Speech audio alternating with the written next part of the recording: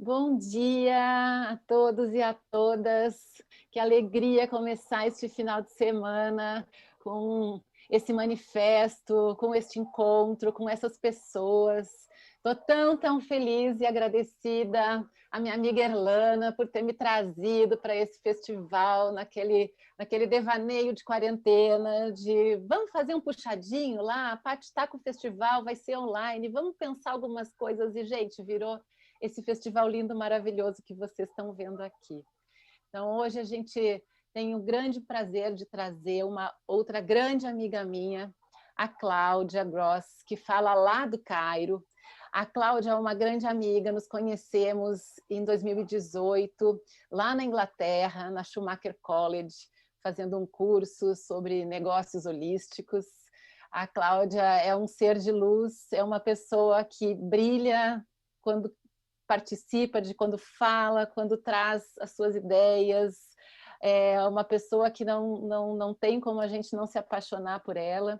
E eu estou feliz demais de tê-la aqui hoje, nesse festival conosco, para poder trazer um pouquinho de uma visão muito bonita que ela vem trabalhando.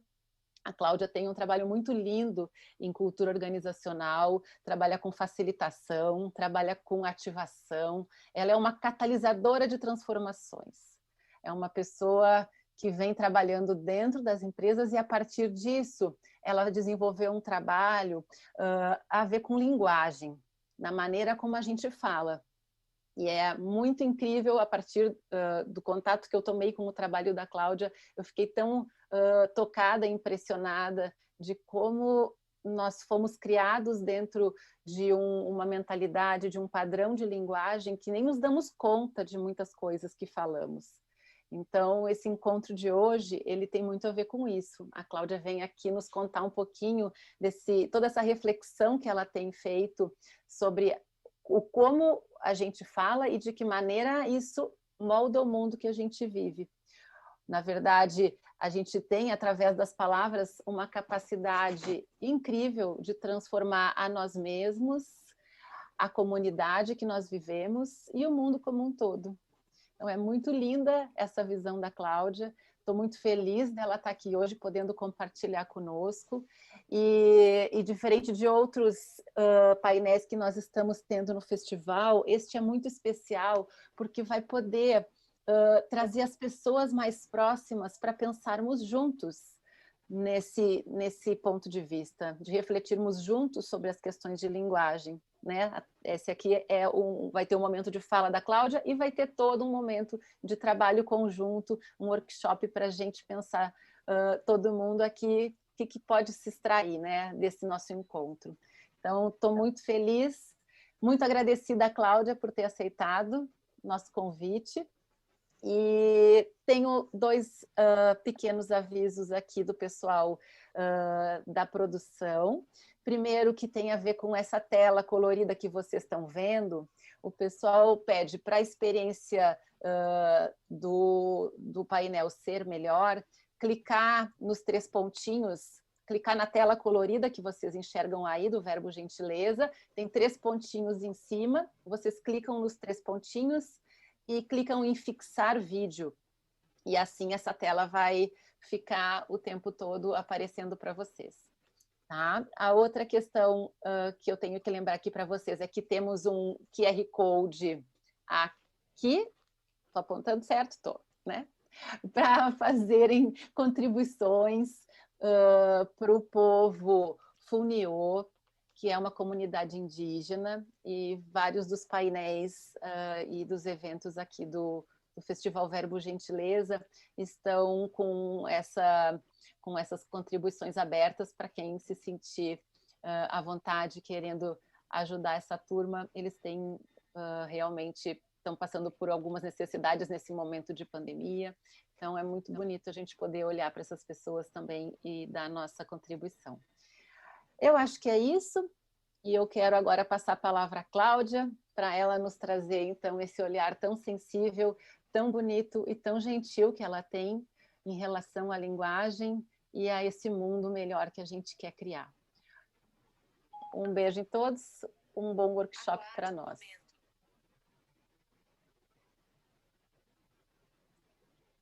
Thank you very much, Daniela, for this very warm welcome. And I am delighted to be here with all of you.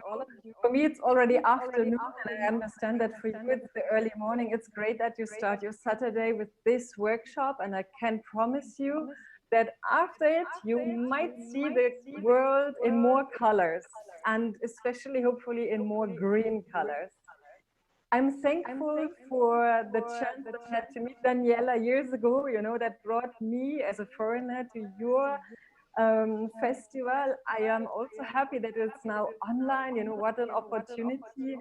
And Daniela and me and Erlana, we had beautiful preparatory workshops. So it was full of energy and sparking ideas. So I hope that this kind of energy will today transfer to you, and that you support me in spreading green language to the whole world at the end of the day. Who am I? I have prepared a short presentation, and the first slide speaks about myself. So let us have a look at my first slide. The next one.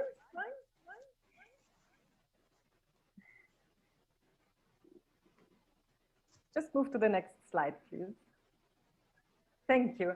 So who am I? You see this little map on that slide. This is the north of Africa. The dark blue area is Cairo. This is where I currently am. And yeah, some people would say she's a consultant, but I do not see myself as a consultant. I am an organizational innovator and transformation catalyst. And that's what I do. And we'll also then contribute to the panel tonight, to the fireside chat that we have there. I am also a business humanist, and I'm supporting people in their personal growth. I'm hosting events, I'm designing events, and as you can see on the slide, I'm the founder of Speak Green, so today's session is dedicated to this one. And as Dani also said, I'm also the founder of the Human-Centered Organizational Governance, so I'm bringing humanity back to work, and yeah, this is in the center of my work. You will see both connections in our workshop here together, and hopefully it will be very interactive. On the next slide, you see a picture that you might be more familiar with than I am.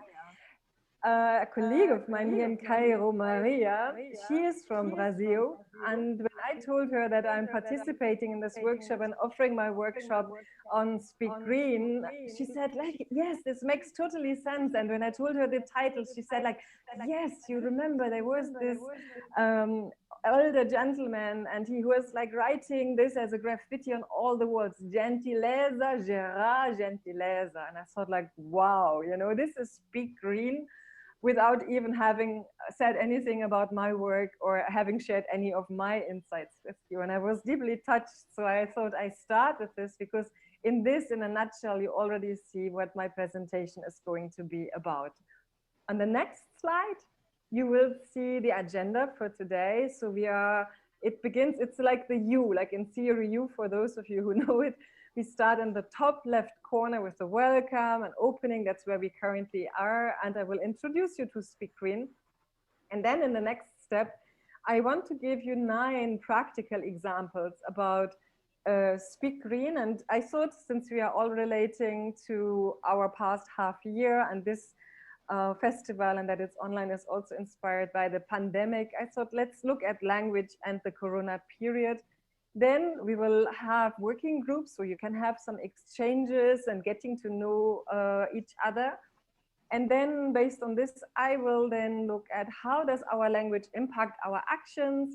What are other areas that we could look at? And then we will wrap up our beautiful time here together and come to a closing. So this is our agenda, and I will come back to this a couple of times so that you know, where are we actually currently? How does this all make sense? I'm interested in getting to know from you, what made you come to today's workshop? What attracted you to the title? So please add it to the chat. What made you come? And you can see the question on the next slide. What made you come to this workshop, to this Speak Green workshop? Let me know, and let me know in any language. I can also switch on my interpretation, because we have this beautiful, it's for me the first time that there's a simultaneous translation, but I can switch on the English channel. So if maybe Manu, you could, if there are any posts regarding why you all came to that workshop. You maybe can read it out loud in the English channel, so I can also hear it, yeah, so that it's shared.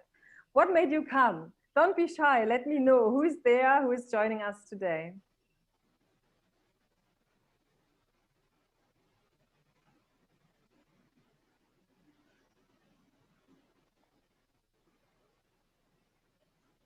Yeah, yeah.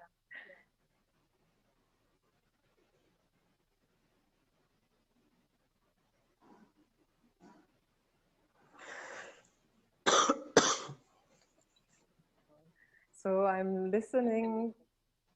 Yes, so I'm listening at the same time while I'm reading what you are saying. And yeah, great that you come to learn and getting new perspectives, the idea of words, constructing worlds. Yes.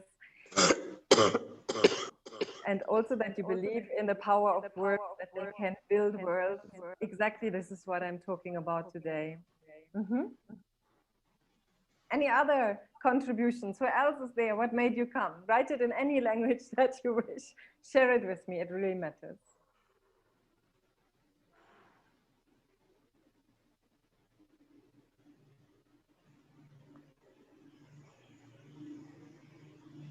So while you are adding the reasons why you came to the chat,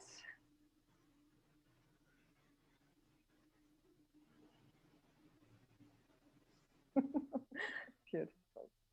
So you are here in the right place. Here you will learn about it. And one of the guidelines of speaking, one of the philosophies is that the words we speak become the house we live in. And just imagine, you know, if the words you are using as a habit, are they really like constructing the house that you want to live in, or do you wish it would be a different house? So I would like us to reflect also together in the chat on what are words that you really dislike. You will see it on the next slide, a totally red slide. It's the only red slide in that whole presentation. On the next slide is the question, what words do you really dislike? Maybe you can relate to this. There are words, you know, one of the words that I really dislike is deadline. It comes from the Civil War in the United States. It's describing a real deadline. People got shot when they crossed it. Deadline for me is red word. What are your red words?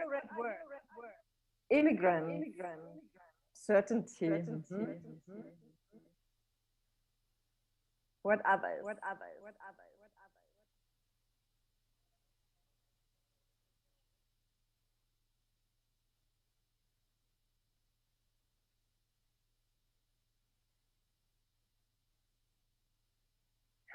Human resources. I understand this even although it's written in Portuguese. If it's the right one, yeah.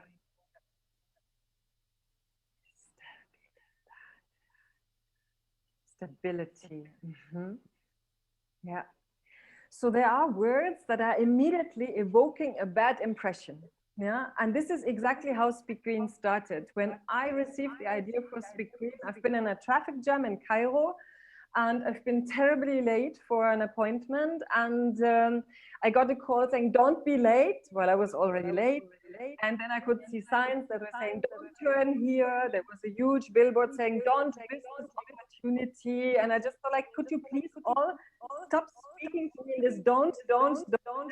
Not helpful right now. You know, I would like to know how delayed can I be that I still am there in the right time and meet the people. Where can I have a U-turn to get out of this traffic jam? So it was really about doing this mental U-turn.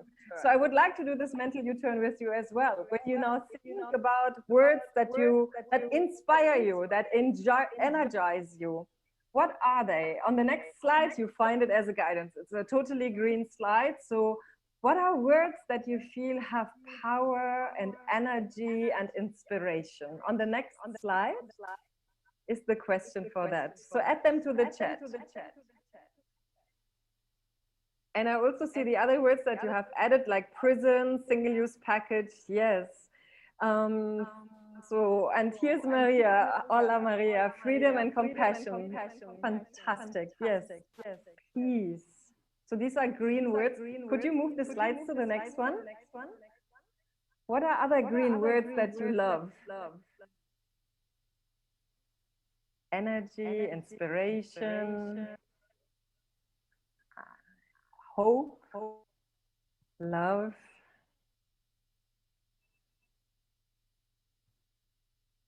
respect, wisdom, garden,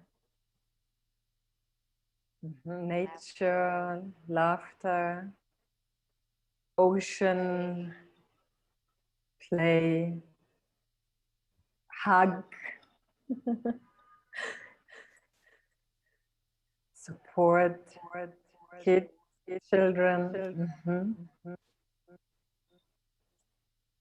tranquility, calmness, yes.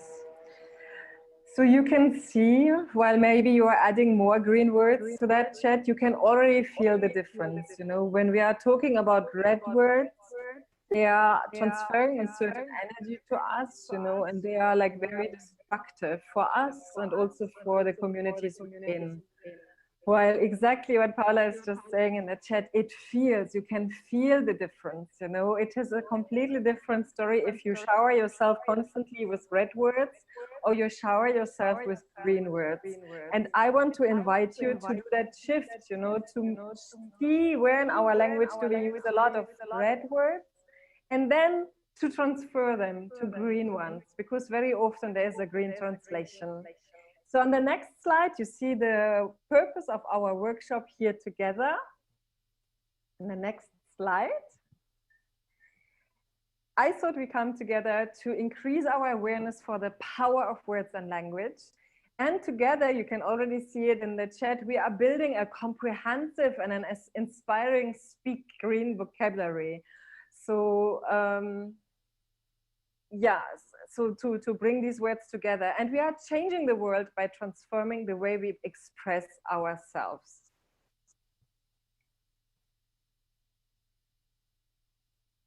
And so this is the purpose of Speak Green, and it's also the purpose of the workshop here together. So one of the motto of Speak Green is on the next slide. It comes from Ivan Illich, and he said, if you want to change society, then you must tell an alternative story. And this is what Speak Green is about. So I have prepared for you 9 practical examples. So on the next slide, we will have the beginning of it. 9 practical examples of how the language we choose has shaped our experiences during the coronavirus period. So could you move the presentation forward, please, for me?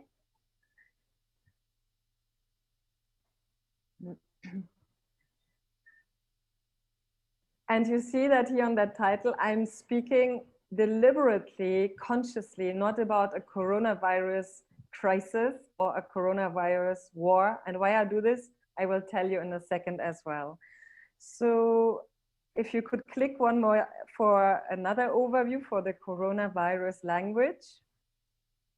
You see, in the past 6 months, we were all bombarded with different words, different expressions, and epidemic, pandemic, viral, and so on. Please move on to the next slide. Exactly. So virus, health, something going viral, infections, a lot of language, a lot of words that we did not hear before as much as we did in the past 6 months. And I, with my green glasses for Speak Green, I was wondering about it.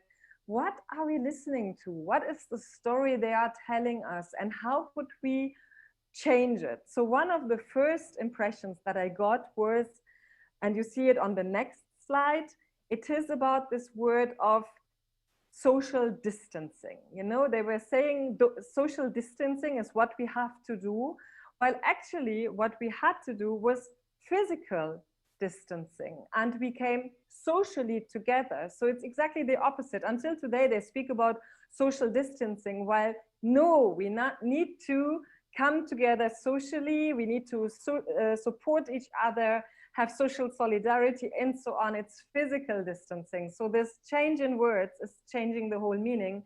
And you see that in this picture that we took from Italy, from people doing sports classes on the balcony.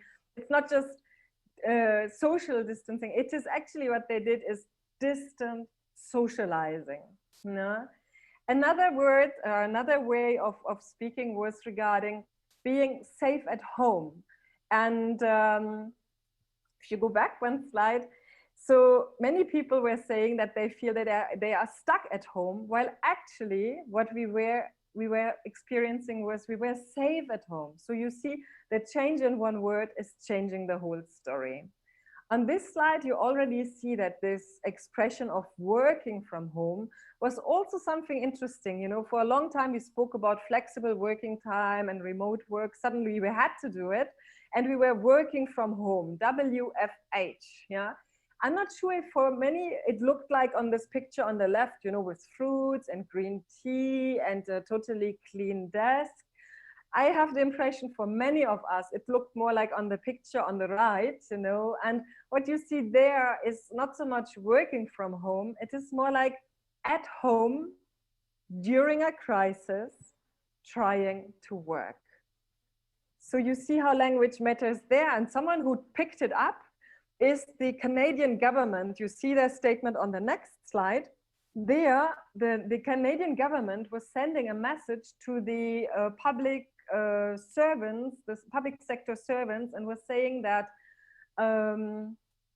that exactly this. They were telling, they had this working remotely COVID-19 principles, and I said, you are not working from home. You are at home during a crisis trying to work. And they were telling them, we as your employer, we have really understanding for you in this particular time of this extraordinary, exceptional year. At the end of the day, we will also move forwards. It's not just working from home. In the future, we will hopefully work from everywhere. That's what the next slide is about. So work from anywhere would actually be a better term when you think about it language-wise. So something that you already can perceive here is another philosophy of Speak Green that you find on the next slide. It is coming from Anais Nin, and she is saying that we do not express things as they are, we express them as we are. And this is very important. Could you click to the next slide? This saying is very important because what we do is we are expressing our consciousness in our language. So this is on the next slide. And maybe there's a delay in the line, but this was the quote I just have shared exactly. And on the next slide, one more, you find the fourth example of the 9 that I have prepared. The fourth example is about that people were saying from the beginning, protect yourself. Next slide, please.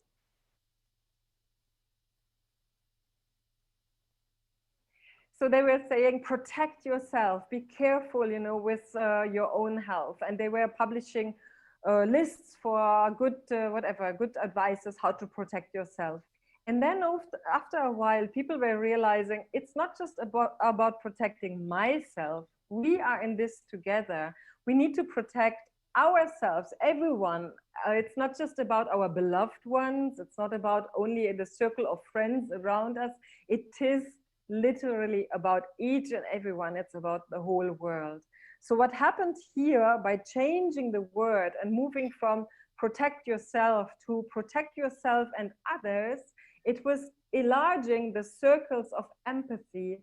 And you see this on the next slide. So on the next slide, you see the circles of empathy rippling out from yourself over whatever, the communities and so on. Next slide, please.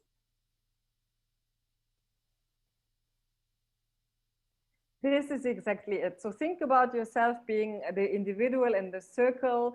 So your circle of empathy could also integrate family and friends, your neighborhood, maybe the organization, your workspace, community, your region, your country, your continent, and ultimately the whole world. And this is what I'm actually trying to support you in, to embrace the whole planet.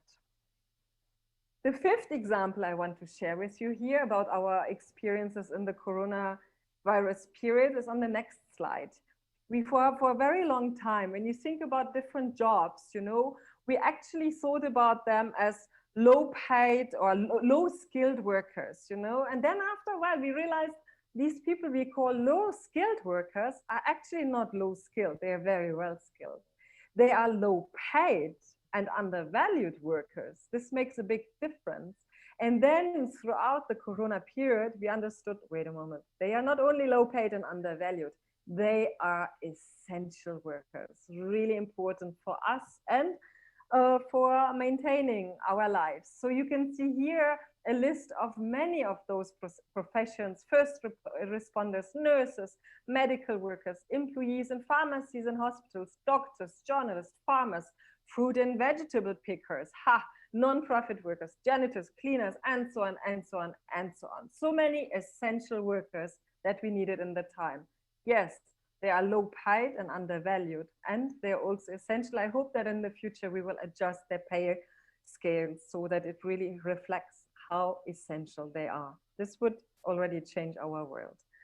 The sixth word, the sixth contribution that I would like to add here is on the next slide. Something that everyone said in this Corona period was like, we need to save the economy.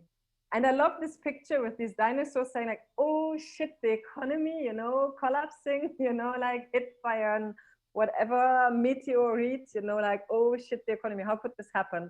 While what is actually happening is that there were also other people saying like, no, it's not about saving the economy. It's about saving lives. It's about saving the life of human beings, of everyone on this planet. And I love this picture when someone said, you know what? I am not dying for work. I am not ready to risk my life under these conditions. And when you think about this, there's also another powerful statement on the next slide that everyone who was saying, yeah, we have to come back to work for the economy. Honestly, there is no business on a dead planet. We have to face that. And it's another way of changing the narrative. There's 3 more examples I want to share with you in this Corona period section. One of them is on the next slide. I found it on a website that was ironically about a website on peace and freedom, but their statement was COVID-19, waging war against the virus is not what we need to be doing. Aha. So now we know what we do not need to be doing. Great. What do we need to be doing? This is my bigger question. And you see it on the next slide. We can move our metaphors. We can move our narratives from this virus as a war, Corona as a war metaphor that everyone was using, and presidents called themselves a war president, and they called even medical workers white soldiers. And you can relate to examples of this. Others said, you know, this whole experience is a portal. It's a journey. It's maybe a sport challenge. It's something that we are all in together. So by changing the narratives and not speaking about war all the time, this would be very helpful. I've brought you like 2 more visualizations for this on the next slide. One shows this development of the war metaphor. It's not so really readable, so I'm going to talk you through it. The red one looks at pandemic as a war. So the citizens are the soldiers, and that you have a duty to fight and to support the country, to defend the country. So there's an enemy, you know, and so this is like what this pandemic as a war is about. In the green one, the perspective is the pandemic is a river, and we all need to work together. We all need to explore the environment and find out what is the best way to deal with this river, or even to cross it. So a different way of seeing it. And the pandemic as a river is actually about healing. It's a healing journey. So these are examples. Something that I found impressive is on the next slide. When they were moving, there was a group on Face that was calling, instead of calling themselves scaremongering, they called them caremongering. So it's about spreading care and not fear. We have enough fear, I guess. So it was really about spreading care. This is the 7th example. The 8th one, and now we're coming closer to our reality right now, and is about returning back. You hear this until today. People are saying, yeah, we need to return back. We have to return back. And the bad news is there is no U-turn in this. We are not returning back. This is flowing forwards, you know. So every time when someone says like something like bring build back better, for example. I was very unhappy about this hashtag, although I like the people behind this initiative, because I do not want to build anything. I want to co-create. I want to organically let things happen. I do not want to, what was this, build it back? I do not want to do anything backwards. I want to move forward and better, hopefully, but there are so many other words to express what our direction is. So returning back, I would replace this with moving forwards. And whenever you find yourself in these conversations, I strongly inspire you to also change the narrative, because we should not go back to normal, because normal was the problem. And with this, we come now to the next slide and the 9th example in this Corona, for this Corona related language. The 9th example is about the new normal. You hear it everywhere. Everyone speaks about the new normal. Could you click to the next slide? So it's in the news, it's everywhere, the new normal. And when you think about this, I am not interested in a new normal. I'm not interested in a next normal. And here, please stay on that slide. I will read it out loud to you. It's a quote from Sonia Renee Taylor. And what she said is the following: we will not go back to normal. Normal never was. Our pre-corona existence was not normal other than we normalized greed, inequity, exhaustion, depletion, extraction, disconnection, confusion, rage, hoarding, hate, and lack. We should not long to return, my friends. We are being given the opportunity to stitch a new garment, one that fits all of humanity and nature. This is the mission. And I think this perfectly resonates with the festival that we are all currently attending. This also matches your green words you mentioned earlier. In that list of green words, you said garden, you said nature, so perfectly in line, perfectly in resonance. And you see, for me, it's not about the new normal, it's about the emerging future. We are creating it together, co-creating it. We are moving forwards. It's emerging while we are walking. And we need to see what will happen there. But it's something totally new. It's not just a fix for the problems of the old world. We can move beyond that. On the next slide, you see the overview of everything that I now spoke about. So moving from social distancing to physical distancing, also from being stuck at home to save at home, to instead of working from home, to being at home during a crisis, trying to work. Low-skilled workers are actually essential workers. Protect yourself moves to protect yourself and the community and the health system. Fight a war is about experience a transition. Save the economy is about save lives. Return or move backwards, pivot and move forward. And the new normal is actually about the emerging future.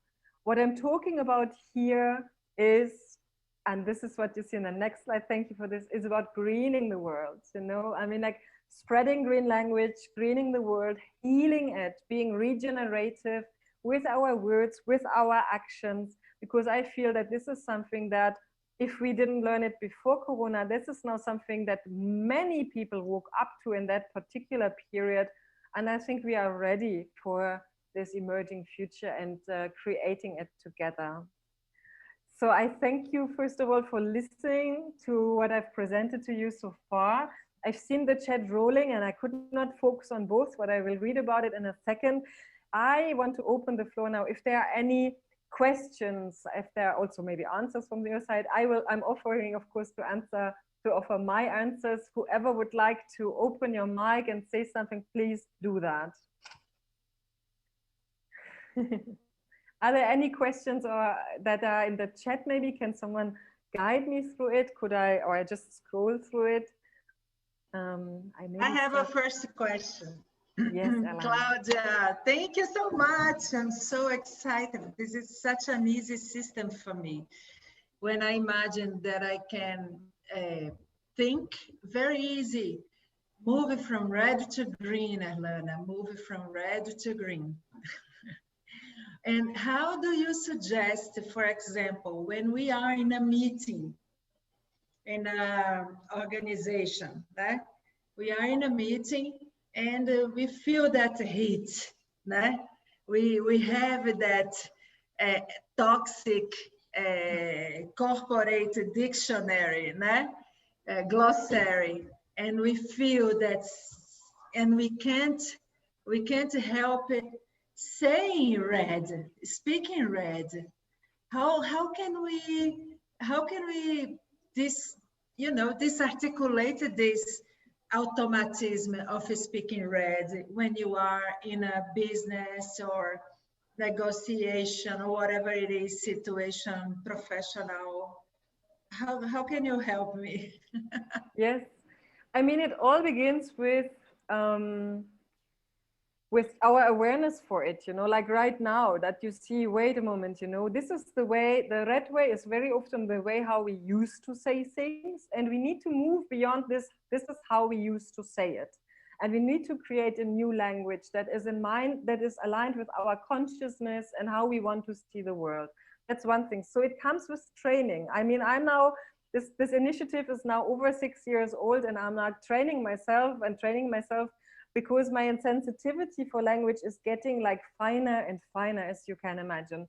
And when I find myself, also in situations where I am feeling, or everything that I could say is full of fire and red words, if you feel like a dragon and like bursting it out, I try as much as I can to first pause and to think about it and be clear about what do I want to say. And sometimes, if it happens that it's red language, then I also need to pause and say, wait a moment, this is not how I want the story to end. Let me say this again, I actually see this, how could I like formulate this in a more green way?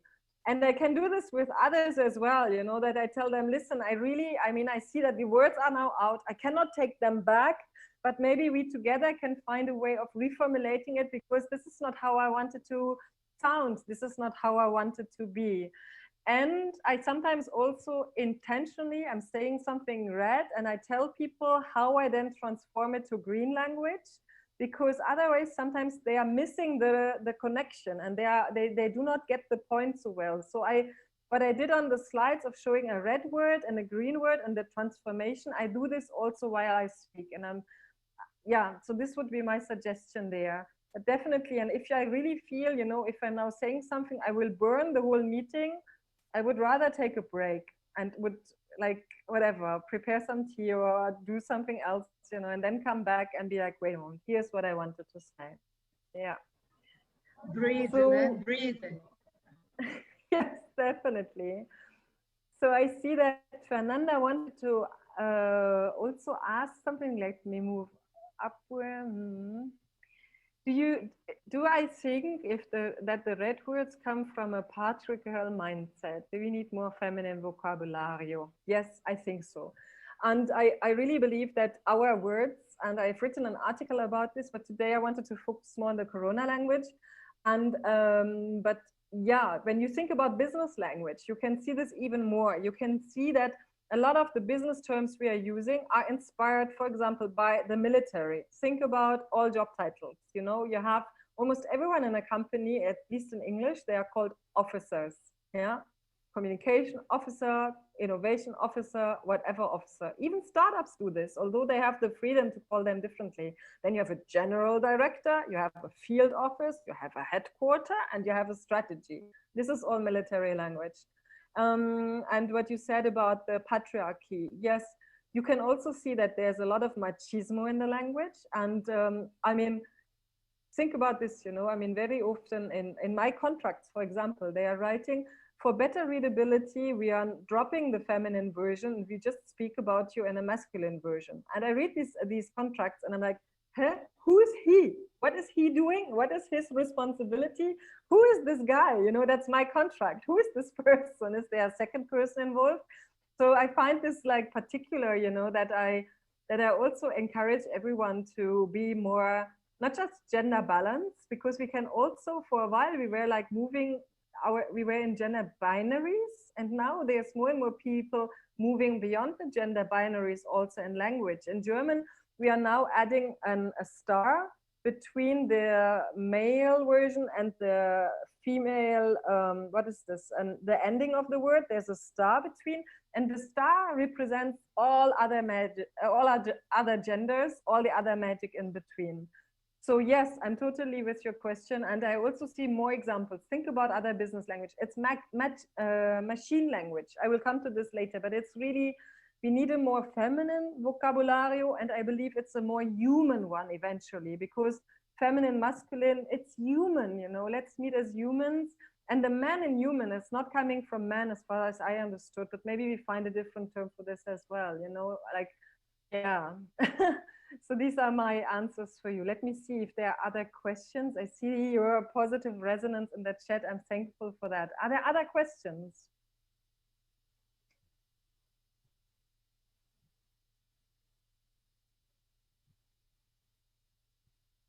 Claudia, I have another question, if I may. Please. And people, guys, you can open the microphone and ask your question. If you want to ask in Portuguese, there is a translator also. Ou, e se vocês quiserem perguntar em português, também tem a tradutora. Cláudia, how is this robot language? How is this with the bots? How are you already working on helping people from, you know, that are programming bots to because that will be so spreading out the idea. Mm-hmm. I mean, what I can say about this is that there are already studies about artificial intelligence, and they found, and this will be also be interesting for Fernanda, they found that the artificial intelligence, these robots, they were learning our language, and they are also learning our stereotypes, which is very, it's like a little bit like garbage in, garbage out, honestly. You know, we were feeding them with the way we are speaking and writing, and now it is multiplied by them, which is very unfortunate, because I wish we would have fed them with a more conscious language. That's one important point. And there's also, in the language of IT, there's also a lot of master and patriarchy, you know, so there's also people already working on changing this. I would need to share this with you after our workshop, because I did not look so deep into it, but I've seen a couple of really cool suggestions how even the language in IT itself can be changed. And it's high time, you know, because I mean, a friend of mine now, she got a message from a robot saying that our electronic system has doubts. If you are a human being, please make sure that you can prove that you are not a robot. The only one in this conversation was she, the only human in this conversation was my friend. Yeah, but the robot tells her that their robot told him that she's maybe a robot. Imagine this. This is 2020. Yeah, the question is, Paula, I see your question regarding the, if it's possible to avoid gender bias. Well, it depends, you know. I think sometimes it's also, for a while I was trying to highlight that women and men are there like at the same time. Then I also developed my consciousness, and I was trying to integrate all genders. And then I learned that some people are proposing that we're not saying anymore she and he. That's the way I say it. Other people say he and she. So you had he first, then they added she. But what I did is I added the she in front of the he in English, because I believe we need to, for the last 100 years, it was he and she, and now it is she and he, according to my perspective. And then someone said, we could replace it by they. And I think they is like such a pity, because it's ironing all us out, you know. It is, there's pluralism, you know, and it's not only one. So I'm still in my mind thinking about it. It's still ongoing. It's also me developing my consciousness. We will see how it is going to continue. What I would like to do, because I also see that, I mean, there's like conversations in the chat already going on.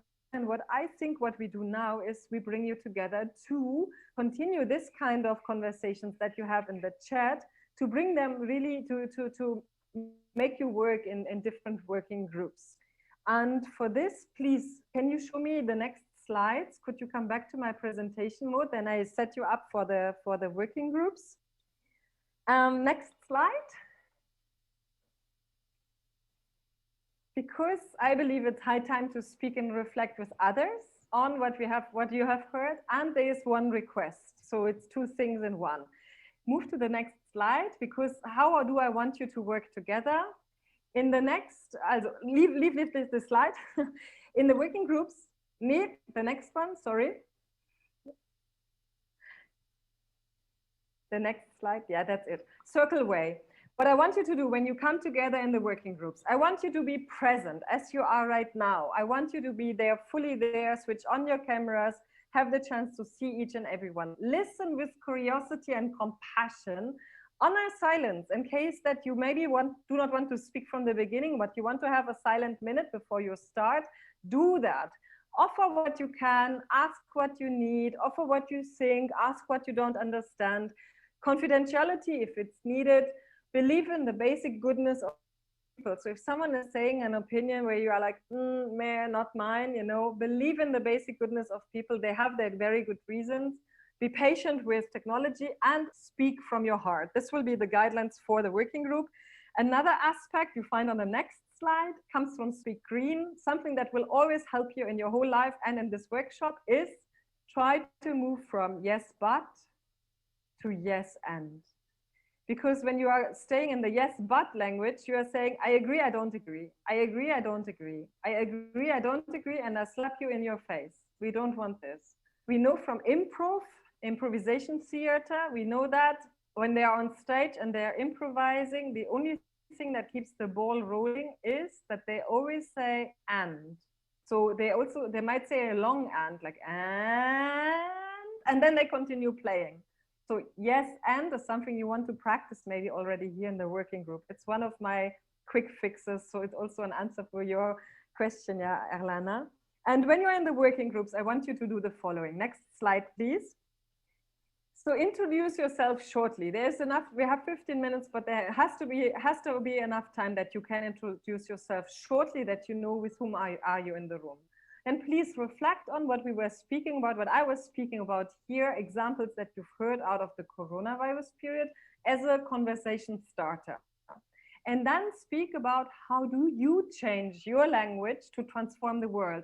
Are there maybe words in your whatever, in your communication, your website, in conversations with your team or so on, where you have consciously changed your language because you thought the old way of saying it is not serving me anymore? We need to find a different way. And have a conversation there. It will be 4 or 5 persons in these working groups. And the last thing that I want you to do, and this is the point number 4, it's the request. I hope that you have some paper with you, and ideally you also have like 2 markers. If you have like green and red would be ideal. If you only have other markers in other colors, doesn't matter. Markers would be helpful because it's more readable. I want you to document one example of one way you are changing the language on a piece of paper, like the ones that you have seen in the introduction in one of the first videos. And the format I am using in Speak Green, you see it on the next slide. I'm always using green language on top, you know, and the red language smaller and the bottom, but you don't need to stick to this, you know, but it's a suggestion. And how do I want to see, how do I want does it look like later? You see it on the next slide. These are examples. So later I want you all to be able to hold them into the camera, something like this, you know. I mean, like one classic one is like moving from war to peace, or deadline. I already said that I don't like this word and I prefer something like register until or something. Slaves is a new word where I understood that we need to share it, to turn it into another word, because people are not slaves, they are enslaved humans, and this is already making a big change. So this is how I wish you would come back with, you know, with one piece of paper with one of your favorite words. So in Zoom, you will be teleported automatically. This is the beauty, and we randomized you. So whoever you come together with in the group are the right people. Whatever happens is the only thing that could have. You will have automatically 15 minutes, and you will have a countdown in the window that you will find yourself in, and it will bring you back here in 15 minutes. I'm so much looking forward then to hear from you. What have you noticed? What do you take with you from these working groups? What kind of new inspiration did you get to enjoy these working groups? And now it's time to teleport you.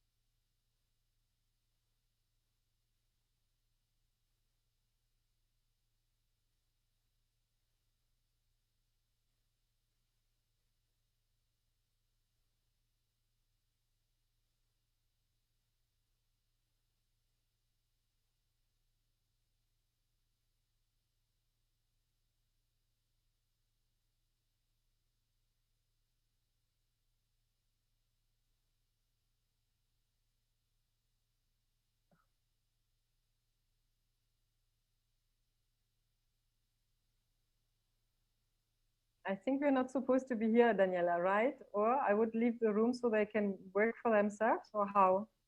Shall we stay? I do not hear you.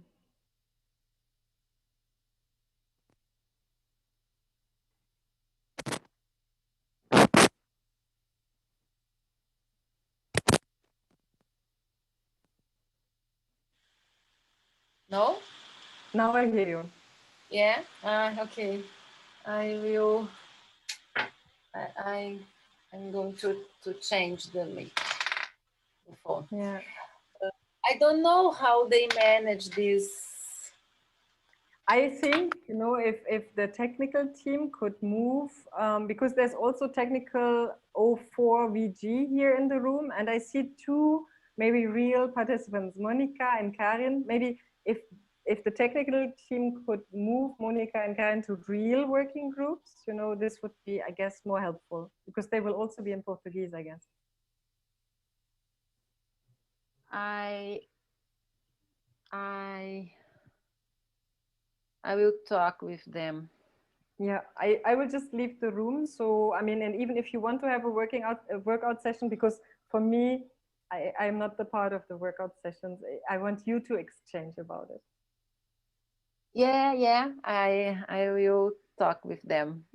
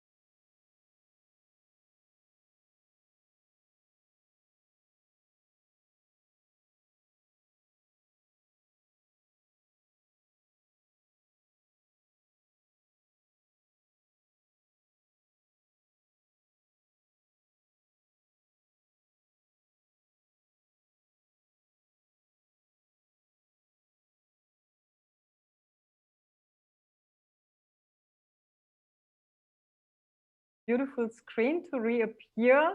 Thank you, Flavio, for picking it up that fast and spontaneously, or maybe not. Shall we maybe wait for a moment, you know, until this beautiful screen is back, and then we continue.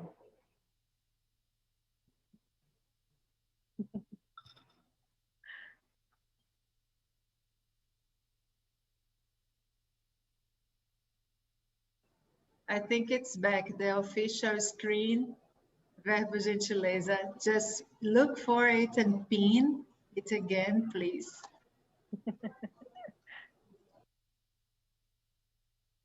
Here it is. I did not see it in my first window, that's why. Yeah, super. Thank you, Alana. So welcome back from the working groups. I am very curious to hear from you what kind of insights or impressions you got out of it. You can share them in the chat, of course. I have the feeling that all of us switching on the phones, the mics will be a little bit challenging. So maybe you share your biggest insights with us in the chat so it's also documented. How was it? What did you learn from the conversation with others? And I switch on the English translation so that I can also listen to some of them.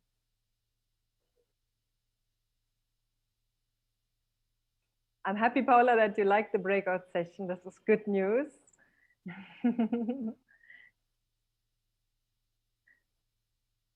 A lot of work to be done. Yes, I'm with you on that. I see this as well.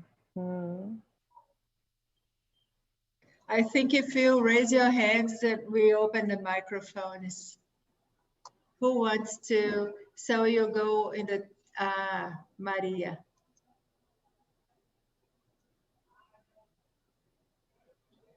I think Maria, you can. Yeah, it was so nice. Ariana and I, it's like there is two words for me that it's stability. It's something that is really matched with Ariana shared with me and how it was for her that suddenly she went to bed as a consumism and she wake up as a human. And my word is stability. You know, suddenly everyone lost their stability and now everyone is fighting for this. And I really believe that when we change the communication and we change our thought, that we change the language and you can change everything. So during this time, I really agree with Ariana. I had to be more human. I had to go back and just thinking about I'm in the present. How can I deal with this now? So the word is stability, and I really saw the connection between what Ariana said that suddenly as well, she just had to shift in one night from consumism to human. Yeah, there is no stability now, but life doesn't have stability. You know, we don't have stability in nature, you don't have stability anything. And the coronavirus, the pandemic just came to show us, you know, you have to be human, you have to be creative, you have to be, you have to speak green. Yeah, this is the point that we discuss. Beautiful. Thank you very much for sharing, Maria. Welcome, Claudia, welcome. I also can very much relate to this because I think in many countries human beings were seen as consumers, you know, and they were very much concerned about the GDP, while actually the GDP is measuring a lot of things that are very unhuman and not kind for sure. So the economia continued, but not in the way that they could measure it, but in a human way, in exchanges, in the way it used to be between human beings. It's a huge thing. Yes, exactly. And I also have seen that when you think about it, I've seen it somewhere in the chat, the idea of having dialogues and not debates, you know, think about this, you know, people are inviting young people to debate the future. Wow. I'm never inviting anyone for a competition, nor do I invite anyone for a debate. I invite people for an exchange, a dialogue, a multi-stakeholder event, and I invite them to tap into their collaborative advantage. I am sick and seriously sick and tired. I don't find a green word for that. Or I'm just like, I'm outgrown of this idea of competitive advantage. It is competition never was an advantage. You know, it brought us into the situation that we are in. So exactly, from competing to collaborating. Any other feedback from the groups? Any other insights that someone else would like to share with us? Please do so. And Maria, I think you need to mute your mic again, or I don't know. Maybe yes, maybe no.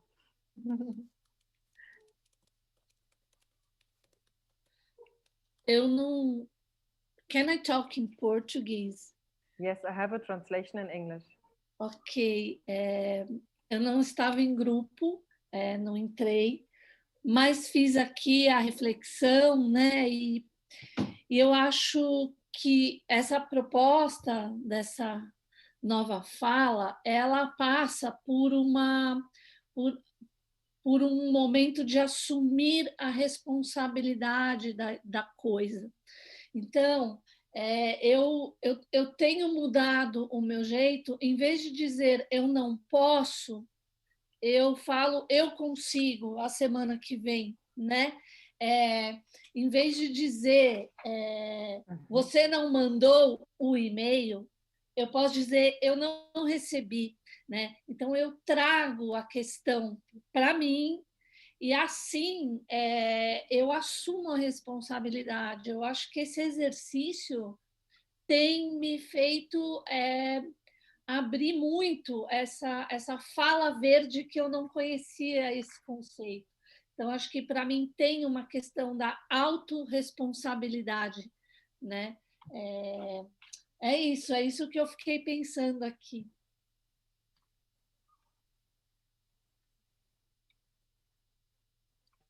Thank you very much. I'm very grateful for your contribution. And this is exactly it. You know, I think that Speak Green is very intuitive for all of us. You know, it's something that many of us already did before. And for me, it's about widening it, you know, and sharing it with more people. For some, they only speak red language, and for them moving to, or at least thinking that there could be green language is already an adventure. And I think we need to widen it. I do exactly what you say. And sometimes writing emails or text messages takes a lot longer because I am at first I'm writing it the way we used to say it. And then I'm like, wait a moment, Claudia, you are promoting Speak Green. You know, you're not going to send this message like this. So how can we green it up? And so yes, I'm totally with you in these formulations. Plus, we also know that our brains do not understand the word no. So if I now tell you all, do not think about a pink elephant. First thing you will do is you think about a pink elephant. Next thing you will do is you will think, but she said I shall not think about it.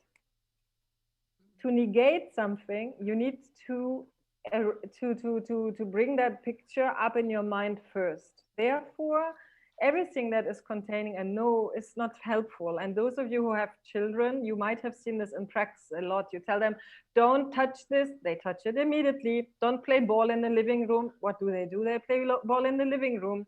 So these no's do not work. So whenever I'm detecting a no, I'm looking at it and I'm like, is this a real no? Do I want to keep it? Or is this a no that I can actually replace by something else? So everyone who is saying to people, don't worry, it will get better. I start worrying if someone tells me, don't worry. I'm like, oh, worry. Maybe I've overseen something, you know? So why not to share with others? Be optimistic, be confident. Hopefully it will turn out better than you now expect. Or speedy recoveries, you know, think about people that were falling sick and everyone is wishing them a speedy recovery. I don't want to have a speedy recovery. I want to have a recovery in a healing process, in the pace, in the tempo, in the speed of my body. And of course, I wish it would, that I would heal soon. But speedy recovery is for me like having the accent on speed, while I want to have the accent on healing. Yeah? That's just also some practical examples. Did any one of you manage to write down some words, you know, on paper that you could bring with us? Is there anything that you write down? Maybe something like this one, moving from ecosystem to ecosystem. Does any one of you have written down something on paper? I need to like move through all the cameras. Ah, yes, super. What is this, Fernanda? It's about poor. Can you see? You need to make, yes, super. There are many. Erlana, I need your support. Daniela, they are super. There are so many. Is there any chance to take a picture of them? Oh, yeah. Claro. Oh, just a sec, because se a gente tem o protetor de tela atrás, não aparece o negócio. Deixa eu tirar. And everyone who's holding a paper, make some sound so that only those who are having sound. Yeah. Oh, yes. Works. Deixa eu ver se eu consigo agora. Beautiful. Eu não sei onde eu estou, peraí. My suggestion is, you know, I want to invite you all later after this webinar, take a picture of it and then share it with all of us, you know, in the channels that the festival is using for their whatever marketing and so on, you know, because I really would like to see everything that you have like written there, but I currently cannot scroll far enough. And I think we can then, if you share a picture of yourself with this kind of message or whatever it is, and mark. We can mark you, Claudia. You can put in the chat. One that I wanted to share with you as well, just very up to date, is this one. There's currently this back to school thing, you know, where I'm like, back to school, actually, I'm looking forward to better education. So just as also another possibility, you know, that is very up to date, because this back to school in all shops, you know, is like really a little bit too much for my eyes. We are not going backwards. We are moving forward, and I'm aware that we have like a little bit less than an hour left, and I still wanted to share with you some ideas. So you can lean now backwards. I want to do a little experiment with you. And for this, there's actually no real slide except the maybe next one. Could you see the next slide? This was for our exercise, and one more. And one more. Let's see where we are. And one more. Exactly. So this topic is about, no, one back. So let's do an experiment. And for you, it's about relaxing. Just, I'm going to read a text to you, and I want you to listen. And this is all. Yeah. So listen carefully. Imagine you pick up a fresh and juicy lemon. You notice how it feels to your touch. You feel its weight and its smooth and slightly bumpy skin. You notice its bright yellow color, its size and shape. You may see the end where it was attached to the tree. Then you take a sharp knife and slowly cut the lemon in half. You feel the initial resistance to the knife and how it's slicing through the lemon until it splits and falls open. You notice the pale yellow of the pulp, the white inner peel, and you might see some seeds inside. Drops of juice have pearled on the surface of the lemon halves.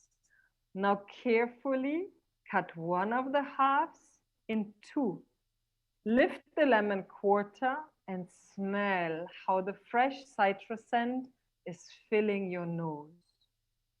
Now open your mouth and bite into the sour, juicy lemon. Smell the lemon, taste the lemon, feel the lemon juice filling your mouth. Who of you could envision this well? Add something to the chat. How did it feel like for you to imagining this little lemon experiment? What happened to you? What could you feel? What could you sense? Delicious. What else? You could like feel the taste. You could feel it, the fresh mouth water. Exactly. So it is very likely that listening to that story was increasing the production of sliver in your mouth. So you had more of this mouth water. only by listening to my story. There is no lemon, neither here at my place nor in your place, maybe. Yeah? So you could feel the sour taste, you could feel it on your tongue, although they were only my words. And this is exactly one of the examples for the power of language, because it's not just about how I feel about the language, how I feel that it could be differently. It has an effect on ourselves. Earlier, Paula said also she can feel the difference between the red words and the green words when I was reading them out loud. They have a different vibration. So now I want to speak about how this is having an effect on our actions. And I want to give you 3 examples that I find really relevant here. So help me with the slides, please. Next slide. So we are in the center of the slide. It's about how language impacts our actions. Next slide, please. So one example is, there was an experiment where they were asking participants in this experiment to read a list of a total of 27, 28 words that were all related to elder age.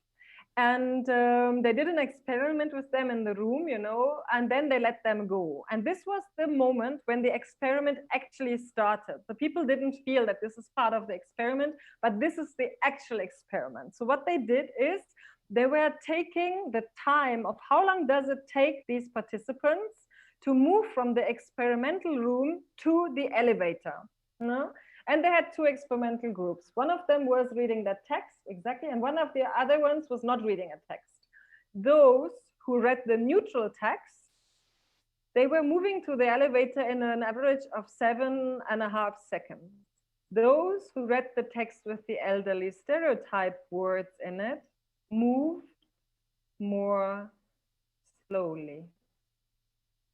And all of this by only reading this text. Another example is already, you know, in the next slide, that's fine. Another example is the one where they were asking participants to play a game. And it was exactly the same game, but they told one group of the participants that they will play the Wall Street game. And the other half of the group, they told them that they will play the community game. And what they found is that, next slide, please, that in the Wall Street game, the bigger part, the bigger majority, 67% of the people was actually in a competitive mode. Only 33% were starting that game in a cooperative mode. And then when they have seen the other one is not cooperating, they switched and they also become aggressive and competitive. While in the other one, it's maybe not visible on that slide. I might have deleted this animation. While in the other group, it was exactly the other way around. So in the community game group, they were starting out playing cooperatively immediately. And what has triggered their difference in the behavior? The name of a game. The words had such a big impact on them. What you already can see here on that slide is that they were looking at the, no, next slide, go 1 slide back, please. Go 1 more slide back, yes. What they did is they were looking at, no, 1 slide forward now. I'm sorry, yes, that's it. They were looking at students studying economics. And what they found is that in their first year, their altruistic benevolent traits were higher than in their 3rd year. And it was really a big effect because they found that after being educated with these ideas of an economic man and competitive advantages and whatever other economic models, the altruistic benevolent cooperative traits of these students were dramatically reduced. Imagine, these are the managers, the directors of companies. So the words they were showered with had a long-term effect on all of them. So on the next slide, you find one of my favorite quotes. It's of Buckminster Fuller, and what it says is, "You never change things by fighting against the existing reality. To change something, build a new model that makes the old model obsolete." And that's what I do here with Speak Green. I'm not fighting against the past, honestly. I am offering an alternative language for the future. So let me give you some more examples out of different areas of life. So 5 additional practical areas. We are now on this U shape. We are now moving upwards. We are coming closer to the end. But I want to give you a little bit more ideas beyond the Corona words that I had shared with you at the beginning. Next slide, please. Yeah, here I'm saying like 5 additional practical areas where language matters, and disclaimer, they matter everywhere. So here is one of my areas or one visualization that is close to my other heart project, Life at Work. So here you can see the difference between the old way of looking at work and seeing companies as machines in which you have human resources, in which you engineer and re-engineer things. You have a blueprint as a plan. You have a pipeline of candidates. You are having a master plan for the next 5 years and so on. And in the green part, you see that they are using their, you don't see it big enough, but we can share this visual later with you. You see the organization as a living system where you have an ecosystem, where you experiment and innovate together, where it's about the emerging future, where everyone is leading, where everyone is contributing their whole self. So that's one example, you know, where you can see this kind of language in action. Another example comes on the next slide, and it begins exactly here. It is, you know, when you think about refugees, you know, in Germany, where I'm born,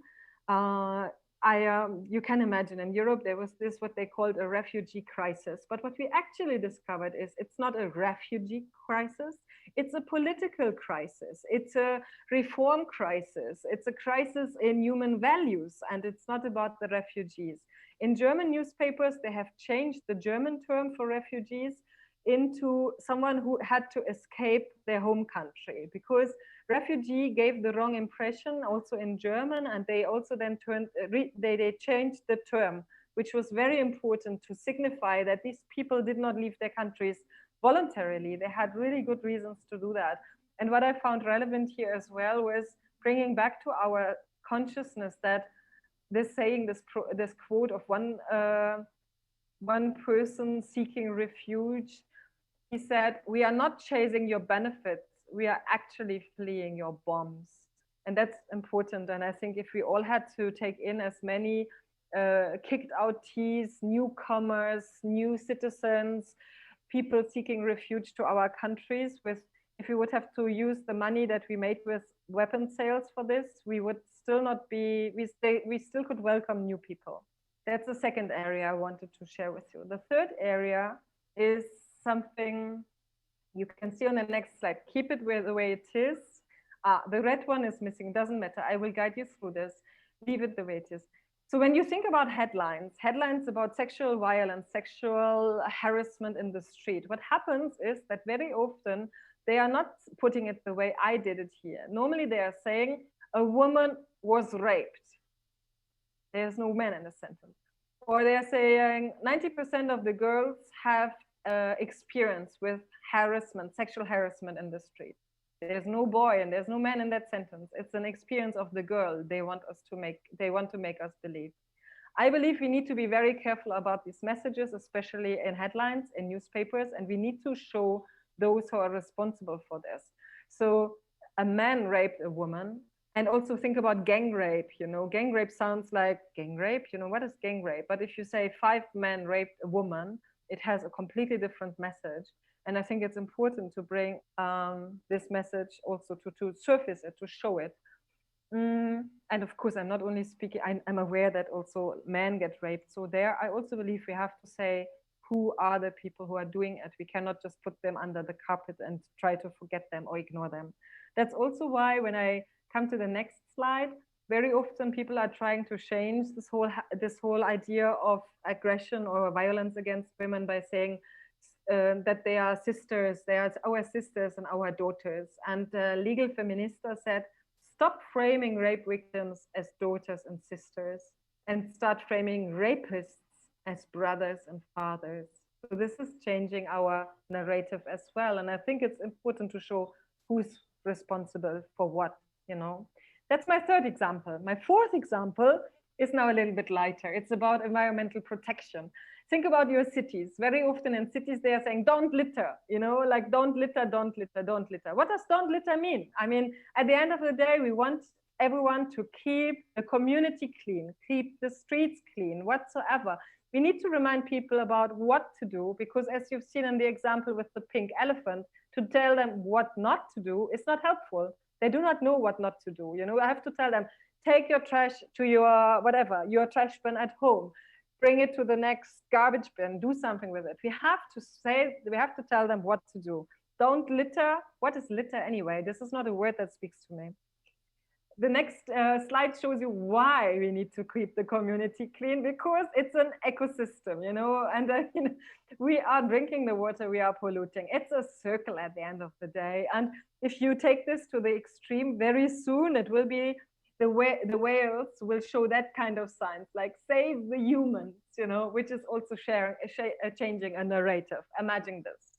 So this was my fourth example. My fifth example, and now only one click, because there is, oh, okay, it doesn't work. Doesn't matter.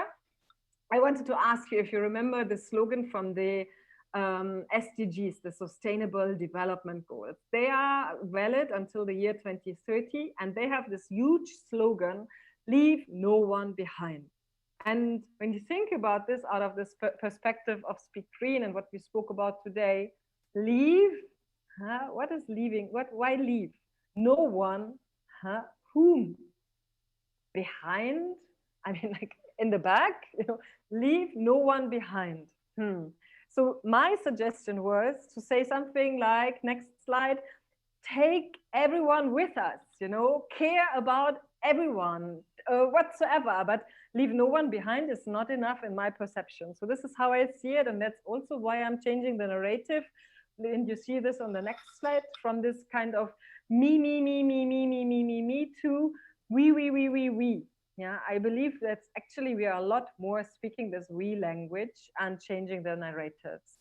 So yeah, do you have any questions, any comments? I see that the chat was rolling while I was speaking, but it's simply too fast for me. So if there's any questions you would like to voice right now, add them to the chat so I can see them, I focus on them, and I can answer them before I then come also to an end, because I'm also aware of our time, and I would also like us to close in time, but I still have like three more things I want to share with you. It doesn't look as if they're like clear questions right now. Then let me continue maybe. So next slide, I'm taking it further. So we are coming now to this right top corner, wrap up, yes, I'm coming to the closing of it. So what could we do is my next slide.